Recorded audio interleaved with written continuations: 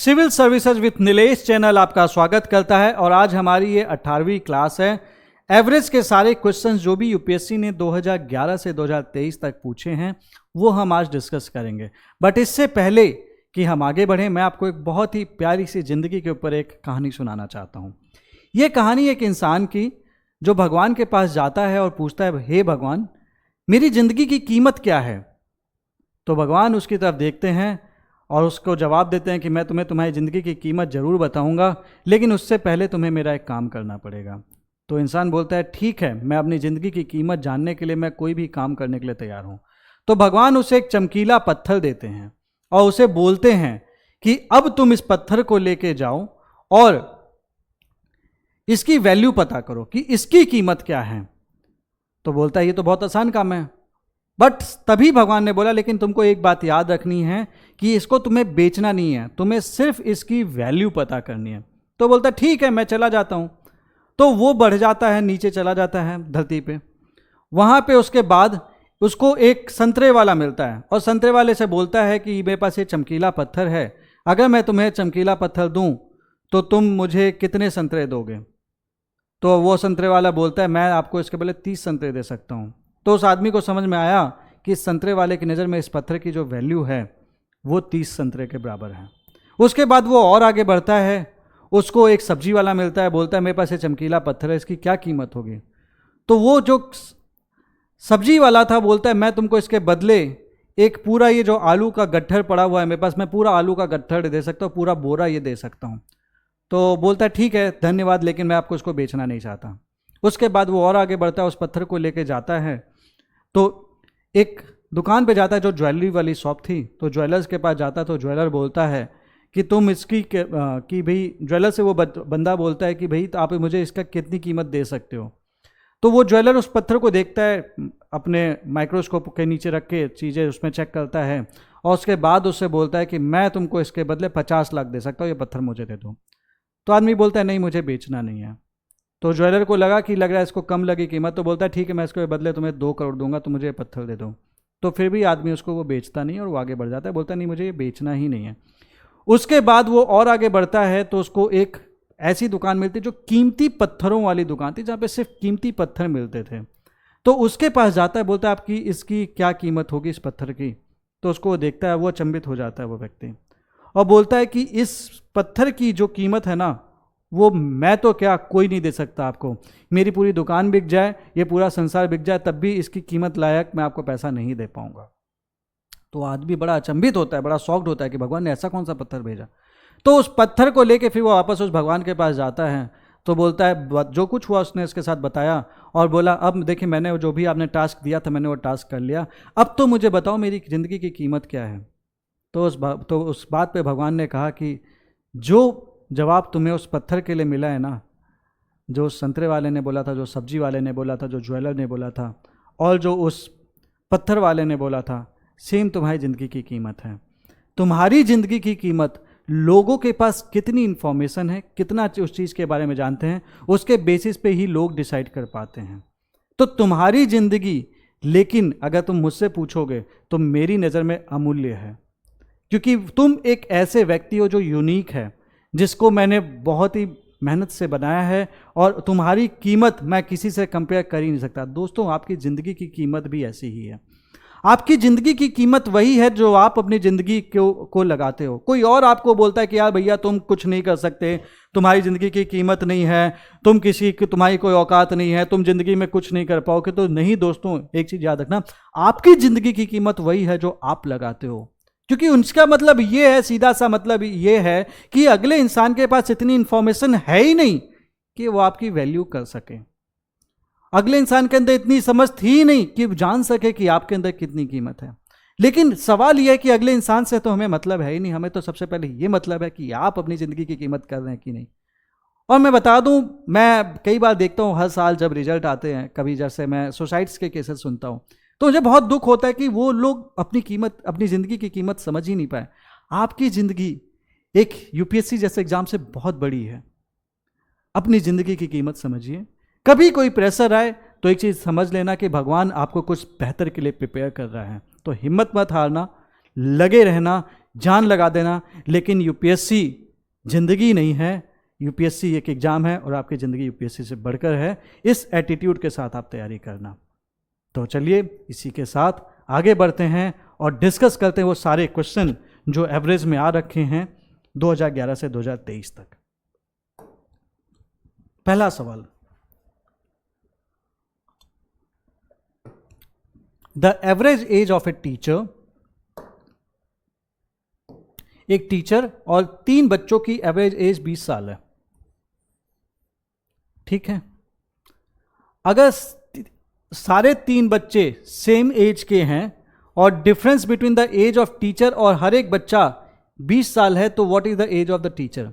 तो मैं मान लेता हूं जो स्टूडेंट्स हैं उनकी एज एस है, एक्स मान लो, एस मान लो, जो मानना है, ठीक है। अब दिया हुआ है कि टीचर और 3 स्टूडेंट्स की एवरेज एज 20 साल है, यानी कि टीचर और 3 स्टूडेंट्स, एक बच्चे की उम्र एस, 3 बच्चों की उम्र 3s और टीचर की एज हमने मान ली टी, इनकी उम्र है 20 साल जो कि एवरेज है। तो टोटल हो जाएगा 20 × 4 = 80। तो टीचर और 3 बच्चों की जो एज है तो उसका समेसन लेंगे तो वो 80 निकल के आएगा। ये कैसे निकल के आए ये मैंने आपसे पिछली क्लास में डिस्कस किया है। एवरेज का बहुत ही बेसिक फंडा है, ठीक है। एवरेज एज टीचर और 3 स्टूडेंट्स की दी हुई है, तो इनका जो 4 लोग हैं और एवरेज एज दी हुई है, तो टोटल सम कितना होगा? 80 होगा। अगर ये सारे तीनों बच्चे एक एज के हैं और डिफरेंस बिटवीन द टीचर और each student is 20 years, T - S = 20, ठीक है। तो मेरे से पूछा है कि टीचर की एवरेज एज क्या होगी, तो सिंपल सा तरीका है, इसको मैं सॉल्व कर लूँगा और इसको सॉल्व करने के लिए मैं क्या करूँगा, T + 3s = 80, T - S = 20, तो मैं इसमें × 3 करूँगा, जो आपको बेसिक कैलकुलेशंस होती हैं जो आपको पता है इक्वेशन सॉल्व करने के लिए। It means 3T - 3s = 60। तो मेरे पास ये एक इक्वेशन आई, मेरे पास ये दूसरी इक्वेशन आई, तो मैं 2 - 1 कर दूंगा, तो इट बिकम्स 2T = नहीं 2 + 1 ऐड करूंगा बेसिकली, 2 + 1 ऐड कर दूंगा, तो ये निकल के आएगा 4T और 3s कट गया, = 80 + 60 that is 140, T = 140/4, it becomes 35। तो मैं बोलूँगा टीचर की जो एज है वो 35 ईयर्स है, ये मेरा उत्तर निकल के आएगा। अब सपोज करिए मैं ये मेथड भी नहीं करना चाहता, मैं सोचता हूँ कि मेरे को ये समझ में नहीं आ रहा कि क्या करूँ, तो एक यहाँ पे आप एक काम और कर सकते हो कि आप ऑप्शंस के थ्रू भी आंसर को निकाल सकते हो। कैसे, मैं आपको दिखाता हूँ। देखो एवरेज एज दी हुई है टीचर स्टूडेंट की 20 साल, तीनों बच्चे सेम एज के हैं और टीचर की एज और हर बच्चे के बीच में गैप 20 ईयर्स है, तो टीचर की एज कितनी होगी? तो देखो यहाँ पे दिखा हुआ है डिफरेंस जो टीचर और हर बच्चे की एज में वो 20 साल का है। तो यहाँ पे अगर टीचर की एज 25 है तो बच्चे की उम्र 5 हो जाएगी, यहाँ पे हो जाएगी 10, यहाँ पे हो जाएगी 15, यहाँ पे हो जाएगी 25। यही तो कह रहा है, अगर टीचर की उम्र 25 साल है तो बच्चे की उम्र कितनी होगी? गैप जो है वो 20 ईयर्स का है, तो एक बच्चे की उम्र 5 होगी। अगर टीचर की एज 30 होती तो बच्चे की उम्र होती 10, डिफरेंस 20, 35 होती तो 15 होता, 45 होता तो ये होता। लेकिन इनका टोटल सम इज 15, इनका टोटल सम इज 30, इन 3 बच्चों का इन टोटल सम 45, 75। बट मेरे को ये पता है कि जो इन तीनों बच्चों की जो एज है इसका सम प्लस टीचर की एज का सम इज 80, तो मैं 15 + 25 क्या 80 है? नहीं है, तो ये जवाब नहीं होगा। ये निकल कर आया 30 + 30 क्या 80 है? नहीं है, तो नहीं होगा। 75 + 45 क्या 80 है? नहीं है, तो नहीं होगा। 45 + 35 क्या 80 है? हाँ जी है, तो सी निकल के आ जाएगा। बट ये तरीका मेरे को ज़्यादा पसंद है, आपको वो तरीका पसंद है, आप वो तरीके से भी कर सकते हो। उत्तर निकल के आना चाहिए, गलती मत करके आना। नेक्स्ट क्वेश्चन, एक फैमिली के 2 बच्चे हैं जो अपने माँ बाप के साथ रहते हैं। Average age of the weight of children and there mother is 50 years. ठीक है, दो बच्चे हैं, C1 प्लस C2। ठीक है, C1 और C2 दो बच्चे हैं, और average ways of the weight of their children and there mother. अब देखो यहाँ पे एक बच्चे गलती ये करते हैं कि वो चिल्ड्रन में ना एक ही बच्चा मान लेते हैं। साफ साफ लिखा हुआ है कि दो बच्चे हैं, इसीलिए ये 2 दिया हुआ है, 1 चाइल्ड नहीं है, 2 चाइल्ड है। तो C1 प्लस C2 दो बच्चे हैं, प्लस इनकी माँ लेट M, तो इनका जो समेसन आएगा दैट इज 3 × 50 इक्वल टू 150। लोग गलती क्या करते हैं, वो C plus M equal to 100 लिख देते हैं, ये गलती कर देते हैं। ये गलती कभी मत करना। नंबर्स के साथ खिलवाड़ नहीं करना है, तुमको देखना पड़ेगा कि कितने लोग हैं फैमिली में। 3 है तो मैं 3 से मल्टीप्लाई करूंगा, 2 बच्चे 1 माँ, 3 लोग। ठीक है, तो C1 plus C2 plus M is equal to 150। Average age of the weight of children and their father is 52। इसका मतलब है C1 plus C2 plus F, father की उम्र, is equal to 52। 3 × 52, this becomes 156। If the weight of the father is 60, पापा जी की उम्र 60 साल दी हुई है। What is the weight of the mother, तो सीधा सीधा निकल जाएगा, पापा की उम्र 60 साल, तो C1 plus C2 is equal to 156 minus 60, it is 6, 15 minus 6, 96। पापा जी की उम्र 96। ठीक, मम्मी जी की उम्र कितनी, तो C1 और C2 दिया हुआ है, C1 C2 दिया हुआ है, तो C1 C2 इज 96। 96 प्लस M is 150, therefore M is equal to 150 minus 96, that is 54। तो मम्मी जी की उम्र कितनी है, 54, सीधा जवाब। अब इसमें देखो कोई फॉर्मूला नहीं लगा, सिंपल जो बेसिक फॉर्मूला था कि भैया एवरेज दिया हुआ है, नंबर ऑफ लोग दिए हुए हैं, तो हमने समेसन निकाल लिया, याद है, sum is equal to n into average, ये वाला फॉर्मूला यूज हुआ। 3 बेसिक फॉर्मूले बताए थे आपको, average is equal to sum upon n, number of person is equal to sum upon average. ये 3 फॉर्मूले ही मेनली हैं पूरा एवरेज का जो बेस है। यही जगह जगह पे अलग अलग वे में यूज होते रहेंगे, आप इसको यूज करके आराम से क्वेश्चंस को कर सकते हैं। अगला सवाल,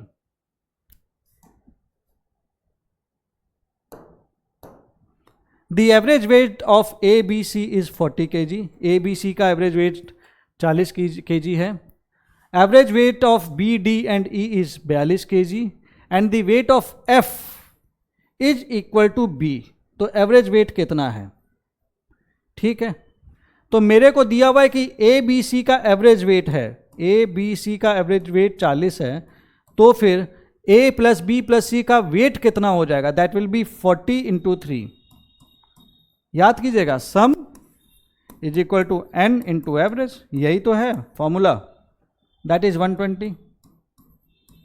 अब दिया हुआ है averages of BDE, BDE is equal to 42।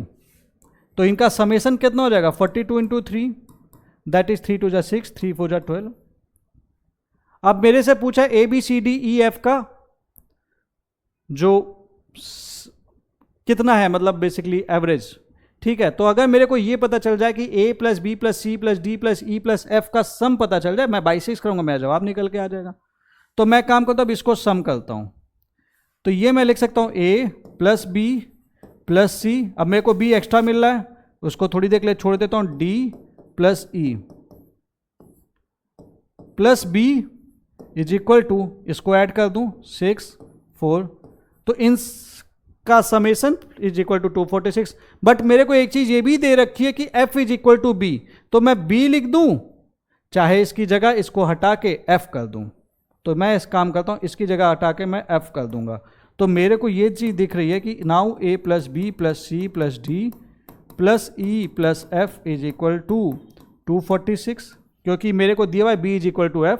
अब इसका एवरेज निकालना है, एवरेज निकाल लीजिए, समेसन दिया है 246 अपॉन 6 कर दीजिए, तो 6 4 जा 24, 6 1 जा 6, 41 इज द आंसर, सीधा सा जवाब, ठीक है, बहुत आसान सवाल है। इस तरीके के क्वेश्चन में गलती करना मतलब अपने साथ खिलवाड़ करना। और नोटिस कीजिएगा कोई फॉर्मूला ज़्यादा कुछ यूज नहीं हो रहा है, basic formula average equal to sum upon N, और वही घुमा फिरा के 3 तरीके से रिप्रेजेंट किया गया है। The average age of 100 students are given to be 40। 100 बच्चों का एवरेज एज 40 है। बाद में पता चला कि एक बच्चे का जो मार्क्स है इट वॉज 53 जो कि 83 पढ़ लिया गया था। तो करेक्टेड एवरेज क्या है? तो ये देखो, ये तो मैंने आपको बताया ही था। एक तरीका तो ये था कि मैं 40 लिख दूंगा, एवरेज एज ये था। अब इसमें मैं करेक्शन करूंगा। मेरे को क्या है, गलत पढ़ा, जो तुमने गलत पढ़ा मैं उसको माइनस करूंगा, ठीक है। और जो सही पढ़ा, सही नंबर क्या था इसका 53 प्लस 53, लेकिन नंबर ऑफ बच्चे तो कितना था 100, ये निकल के आएगा 40 plus this is -30, that is -0.3, it becomes 39.7। तो इस हिसाब से 39.7 आ रहा है। बट मान लो मेरे को ये मेथड नहीं समझ में आ रहा है, नहीं आ सकता यार, कोई बात नहीं, डजेंट मैटर। देखो यार एक चीज समझो, हर व्यक्ति सारे मेथड समझ ले जरूरी नहीं है। देखो सीधा सा है, मुद्दे की बात है कि हमें सीसेट क्वालिफाई करना है। तो मैं अगर हमेशा सीधी वे में से कर सकता हूं, मेरे को अगर ये चीज मेथड नहीं समझ में आ रहा है, मेरे को अगर शॉर्टकट्स नहीं समझ में आ रहे, तो मैं सिंपल तरीके से कर लूंगा यार, कोई दिक्कत नहीं है। मैं वो भी तरीका आपको बताता हूं। देखो 100 बच्चों का एवरेज इज 40, तो टोटल कितना हो गया, टोटल मार्क्स कितने हो गए 100 बच्चों के? ये थे 100 इंटू 40, ठीक है, 100 इंटू 40। अब इसके बाद it was later found that कि marks of one student was 53 which was misread as 83। तो एक बच्चा जिसको 53, इट वॉज लेटर फाउंड, तो एक बच्चा था जिसको 53 होना चाहिए था, तो प्लस 53 करेंगे इसमें, क्योंकि ये तो मेरे को चाहिए, और इस टोटल में माइनस कर देंगे 83, ये समेशन निकाल लेंगे। ये कितना निकल के आएगा, ये करेक्टेड सम है। बेसिकली हमने पहले पूरा ले लिया, उसके बाद सही वाला ऐड कर दिया और गलत वाला माइनस कर दिया, तो ये निकल के आएगा, it will be 4000 minus 30 is equal to 3970, ठीक है। और फिर उसके बाद एवरेज निकालना है, it will B 3970 upon 100, that will be 39.7। Simple सा है, आप इस तरीके से निकाल सकते हैं। आप इसे नोट कर लें, उसके बाद आगे बढ़ते हैं, ठीक है। तो बेसिकली हम क्या कर रहे हैं, जो चीज़ गड़बड़ है उसको हम भगा रहे हैं, जो चीज़ सही है उसको हम ला रहे हैं, ठीक है। तो टोटल मार्क्स में हमने जो चीज़ गड़बड़ थी वो हटा दी, जो सही थी उसे हम ले आए, उसको हमने माइनस किया, उसके बाद टोटल में से बाई 100 कर दिया, एवरेज निकल के आ गया। अब यहाँ पे भी कोई फॉर्मूला यूज नहीं हुआ, समझो आप बात को, सिंपल जो सिंपल एवरेज का फॉर्मूला वही यूज हुआ है और कुछ भी यूज नहीं हो रहा। The average score of a batsman after 50th inning was 46.4। 50 inning खेलने के बाद इनका जो एवरेज स्कोर था 46.4 था। 60th इनिंग के बाद, मतलब 50 इनिंग तक, 50th तक तो भैया जी आप थे 46.4 एवरेज पे स्कोर जो था। 60th इनिंग खेलने के बाद इनका जो एवरेज स्कोर था इट इंक्रीजेज बाय 2.6। तो एवरेज स्कोर लास्ट 10 इनिंग में क्या होगा? तो सीधी सी बात है, आप समझ लो ऐसे कि n1 plus n2 up to dot dot dot up to n50 तक जो इनका टोटल स्कोर था वो था 50 इंटू 46.4, ठीक है।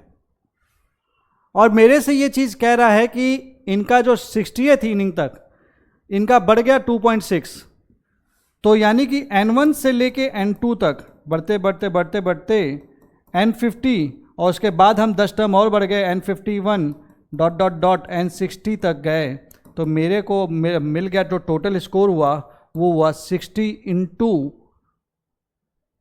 बढ़ा हुआ एवरेज, वो कितना था 2.6 और 46.4, दैट इज 49। यही तो करोगे ना।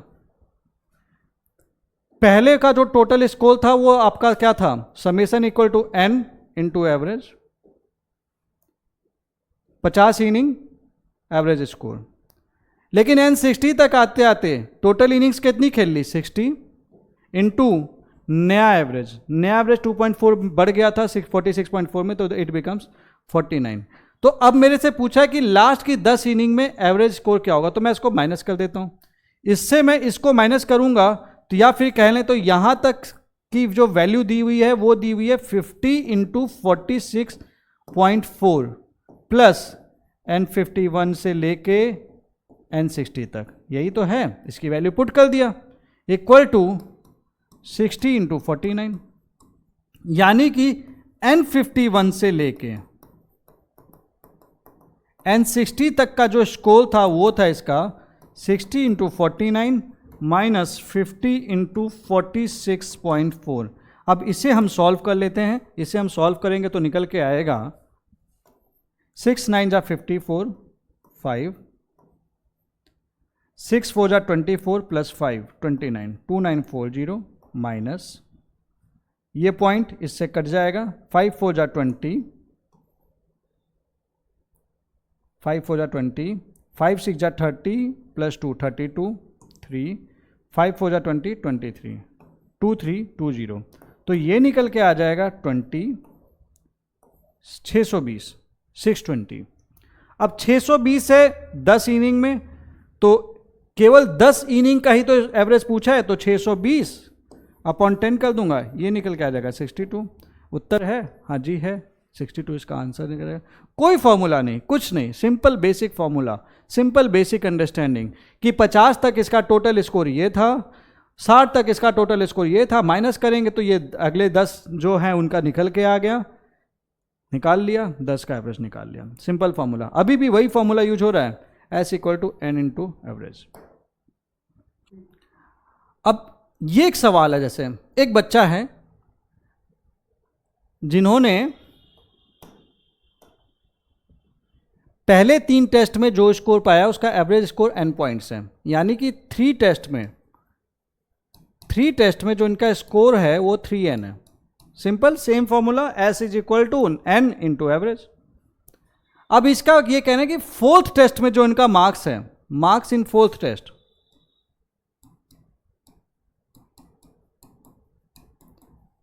ये जो है ये एवरेज से 20 पॉइंट ज्यादा है, यानी कि जो मार्क्स इन 4 टेस्ट है इट इज n प्लस 20। और मेरे से कह रहा है कि एवरेज स्कोर पहले 4 टेस्ट का क्या है, तो टोटल मार्क्स कितने हो जाएंगे। मेरे को पता है कि एवरेज ऐसे में आएगा total marks upon total test, यही पूछा है मेरे से। टोटल मार्क्स कितने हैं, that is 3n plus n plus 20 4th test, और 3 का ये है ही upon 4, it becomes 4n plus 20 upon 4, that becomes n plus 5। बहुत सिंपल क्वेश्चन, n प्लस 5 इसका उत्तर होगा। तो इसलिए मैं बता रहा हूँ, क्वेश्चन को पढ़ के अगर आपने इक्वेशन में कन्वर्ट करना सीख गए तो आपको कोई सिलेक्शन, कोई भी क्वेश्चन परेशान नहीं करेगा। चलो अगला क्वेश्चन, ये एक डेटा दिया हुआ है, गर्ल्स के एवरेज मार्क्स हैं इंग्लिश में, बॉयज़ के एवरेज मार्क्स हैं, ओवरऑल एवरेज मार्क्स हैं, उसके बाद एवरेज मार्क्स इन हिंदी दिए हुए हैं, तो overall average marks in Hindi हमें निकालना है। ठीक है, इसमें x की वैल्यू क्या है यहाँ से आपने पूछा होता। अब एक चीज़ समझना कि मैं 9 प्लस 8 बाई 2 करता हूँ तो मेरा निकल के आता है 9 plus 8 is 17 by 2, that is 8.5।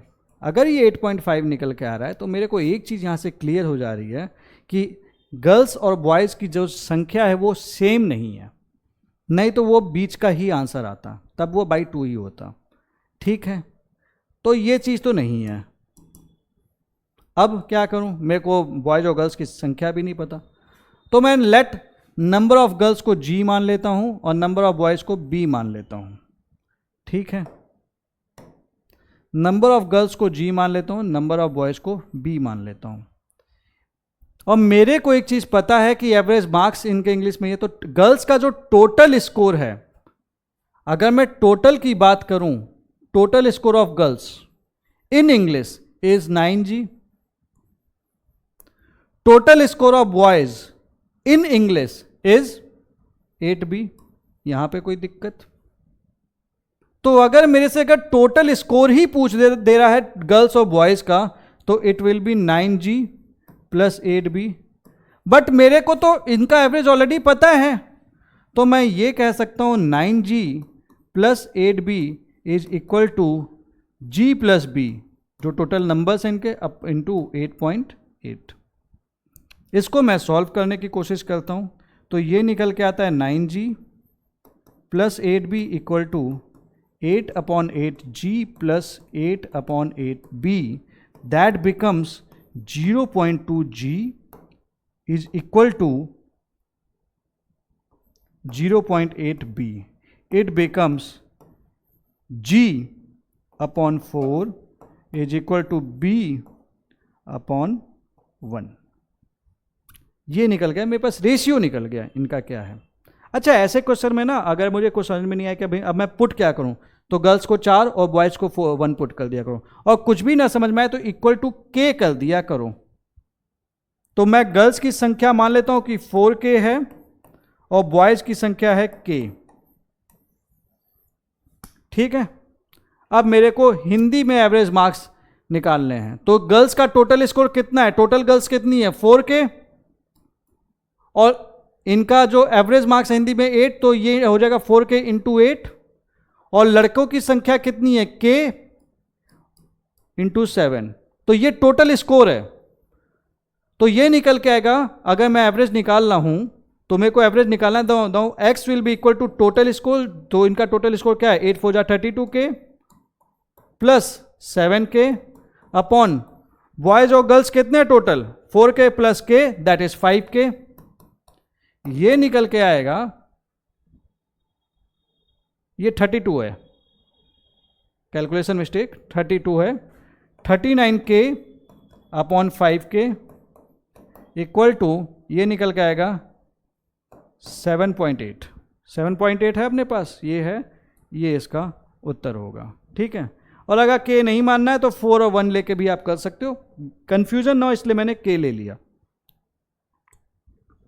अगला सवाल पे आते हैं। अब देखो यहां पे भी कोई बहुत फार्मूला यूज नहीं हुआ, कोई शॉर्टकट यूज नहीं हुआ, सिंपल तरीका है, सिंपल क्वेश्चन आते हैं, कर सकते हो, तो अपने ऊपर ट्रस्ट रखना। अब the average rainfall in a city for first 4 days was recorded to be 0.40 inch. पहले 4 दिन में जो एवरेज रेनफॉल एक शहर में वो 0.40 इंच है। लास्ट के 2 दिन में जो रेनफॉल हुई है वो 4:3 के रेशियो में हुई है। एवरेज ऑफ 6 डेज 0.50 इंच है। तो what is the rainfall on the 5th day, simple सा है। तो मैं ये मान के चल लेता हूं, देखो जब ये दे दिया कि लास्ट के 2 दिन में जो इस रेशियो में बारिश हो रही है, तो मैं इसे 4x और 3x की बारिश मान लेता हूं। ठीक, शुरुआत के 4 दिन में जो बारिश हुई है वो 0.40 इंच की बारिश हुई है, तो उनका समेशन लूंगा 4 दिन के बारिश का, तो इतनी बारिश हुई थी प्लस 4x प्लस 3x बारिश हुई।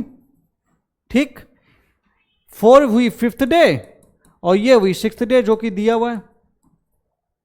बट मेरे को ये दिया हुआ है कि जो 6 दिन की बारिश का एवरेज है वो तो 0.50 है, तो भैया इसका सम और इसका सम सेम है, इज इक्वल टू 3 हो जाएगा, प्लस 7x प्लस 4 4 जा 16 1.6, x is equal to 1.4 upon 7, that is equal to 0.2। तो मेरे से 5वें दिन का वो पूछ रहा है, 5वां दिन का है 4x, और 4x is equal to 4 into 0.2, बहुत बारिश हुई भैया 0.8 इंच, एवरेज से ज्यादा 0.8 इंच इसका उत्तर होगा। तो ये क्वेश्चंस भी बहुत आसान है, बस आपको फ्रेम करने आना चाहिए। एवरेज का कॉन्सेप्ट क्लियर है तो आराम से आप उस क्वेश्चन को कर सकते हैं। उसके बाद तो इस तरीके के क्वेश्चन में बिल्कुल नहीं घबराना है यार। देखो मैं बार बार आपसे एक ही चीज कह रहा हूं कि फॉर्मूला बेसिक वाला का पता है, कॉन्सेप्ट क्लियर है तो कर लोगे, तो अपने ऊपर ट्रस्ट रखो। अगला सवाल, suppose the average weight of 9 persons is 50 kg 9 लोगों का एवरेज वेट 50 किलो है, पहले 5 लोगों का 45 केजी है, अगले लोगों का 5 बच्चों का लोगों का 55 किलो है, तो what is the weight of 5th person? ठीक है, तो 9 पर्सन है, 9 पर्सन है, 1 2 3 4 5 6 7 8 9, ये 9 लोग हैं। ठीक है, ऐसे नंबर्स लिखूंगा तो आप कंफ्यूज हो जाओगे, एक काम करते हैं इसको मिटा देते हैं। A B C D E F G H I 1 2 3 4 5 6 7 8 9, ये 9 लोग हैं। ये मेरे से कह रहा है कि average weight of 9 person is 50 KG, इन सब का एवरेज वेट है 50 केजी।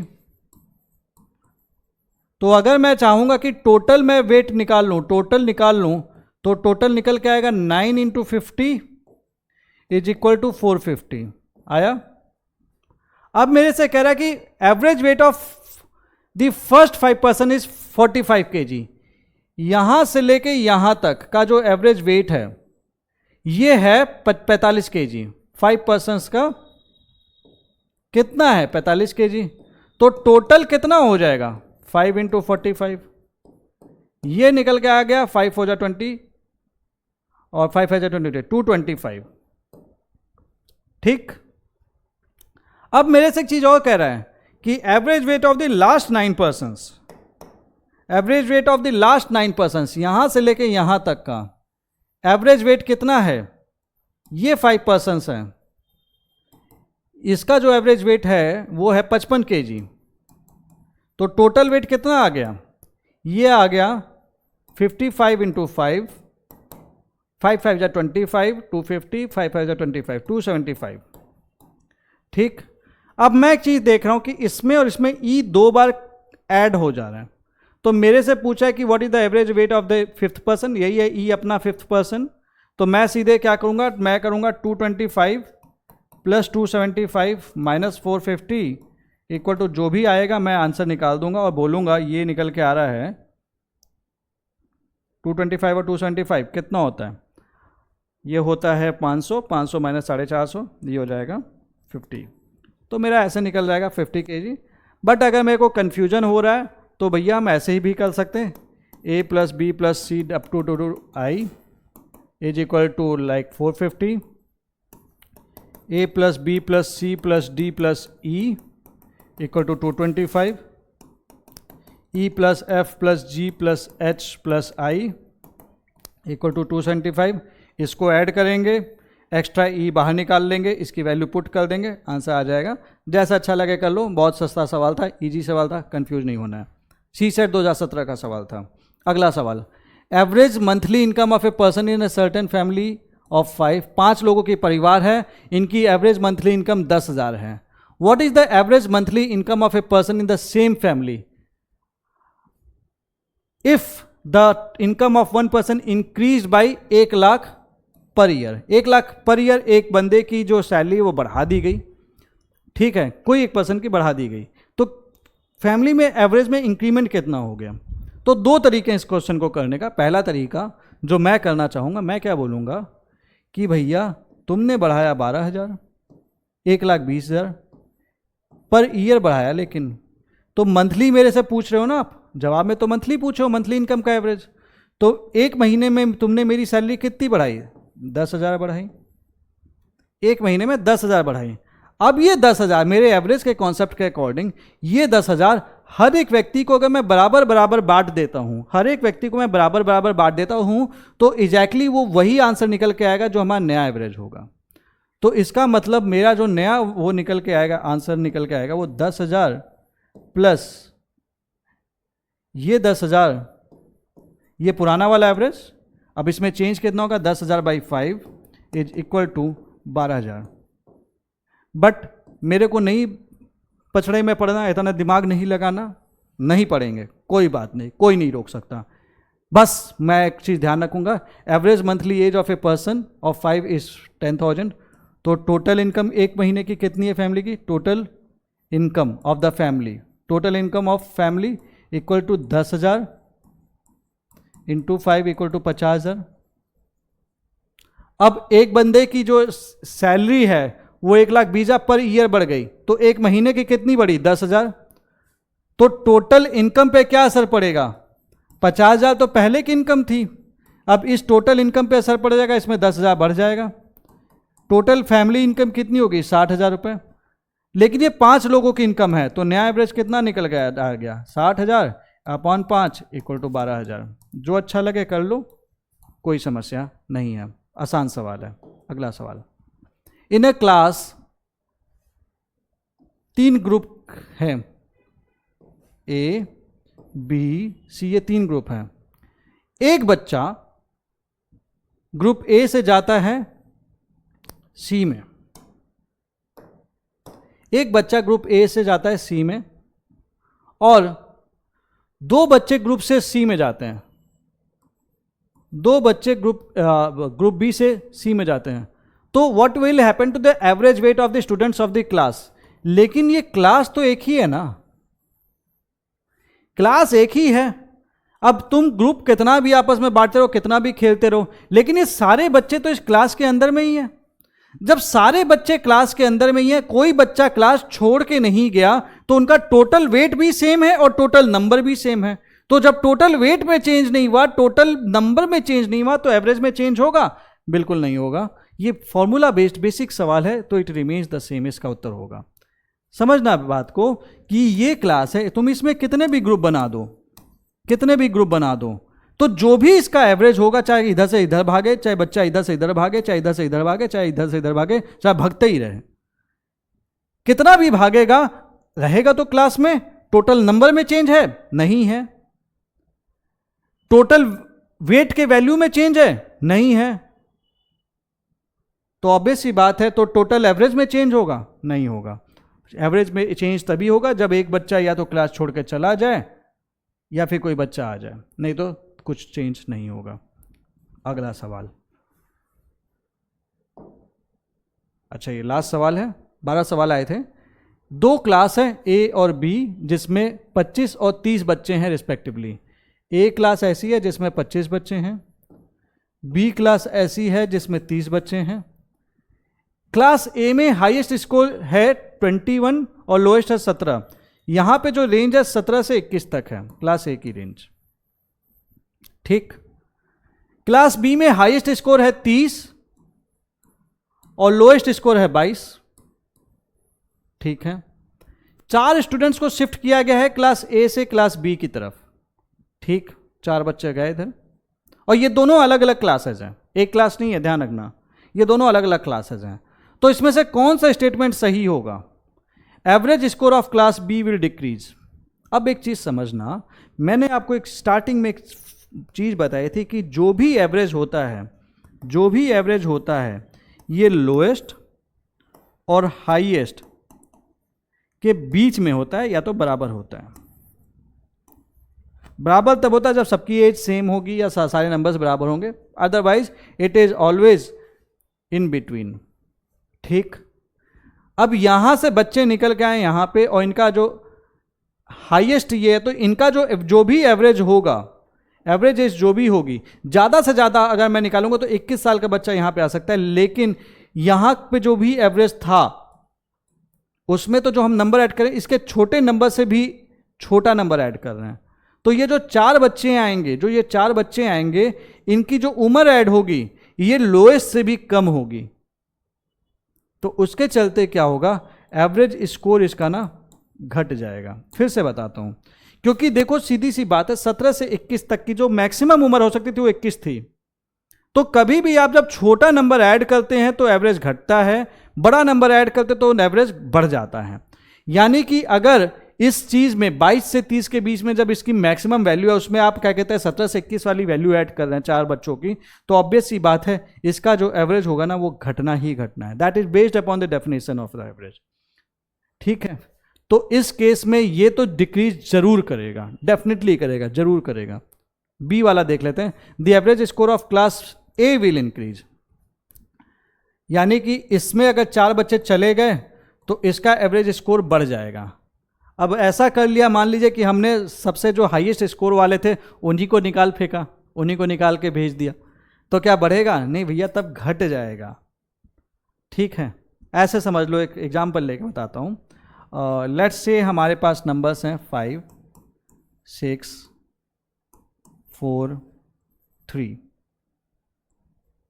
2, ये हमारे पास नंबर्स हैं, ठीक है। इसका एवरेज निकालने को बोला गया तो ये निकल गया क्या, 6, 5, 11, 12, 13, 14, 15, 16, 17, 18, 19, 20, 20 अपॉन 5 इज इक्वल टू 4। इसका एवरेज आया 4। इसका सीधा सा मतलब ये है कि अब अगर मैं इसमें से मेरे को क्या कहा गया कि मैं छोटा वाला 4 से छोटा वाला हटा देता हूं, 2 को इससे मैं हटा देता हूं, तो मेरे पास नंबर बचेगा 4, 5, 6 और 3। तो मैं आपसे ये कह रहा हूं कि जब तुम एवरेज से छोटा नंबर भगाओगे, हटाओगे, तो एवरेज बढ़ जाएगा, क्योंकि छोटा नंबर छोटा कर रहा था, तो सबसे छोटा हटा दिया तो एवरेज बढ़ जाएगा। अब इन 4 नंबर का एवरेज निकालते हैं। 6, 5, 11, 12, 13, 14, 15, 16, 17, 18, 18/4, एवरेज बिकम्स 4/5, बढ़ गया। लेकिन अगर इसी में मैं बड़ा नंबर हटा दूं, बड़ा नंबर भगा दूं, 6 हटा देता हूं, तो मैं आपसे कह रहा हूं कि जब तुम बड़ा नंबर हटा दोगे तो एवरेज घट जाएगा, क्योंकि बड़ा नंबर बढ़ाता है वैल्यू, और बड़े बढ़ाने वाले वैल्यू को, बलवान व्यक्ति को तुम हटा दोगे तो ताकत जो है ना वो कम हो जाएगी। तो 4, 5, 3, 2, 6 हटा दिया, तो मेरा क्या कहना है कि एवरेज घट जाएगा। अब 4 नंबर का एवरेज निकालते हैं। 4, 5, 9, 10, 11, 12, 13, 14, 14/4, इट बिकम्स 3.5, घट गया।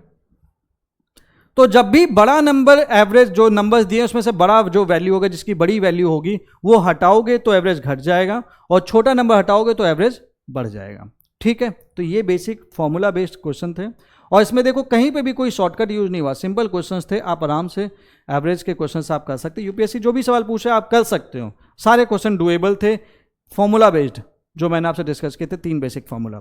तो अगर दोस्तों फिर अगेन अगर वीडियो अच्छी लगी हो तो जरूर सब्सक्राइब करना, लाइक करना, कमेंट करना।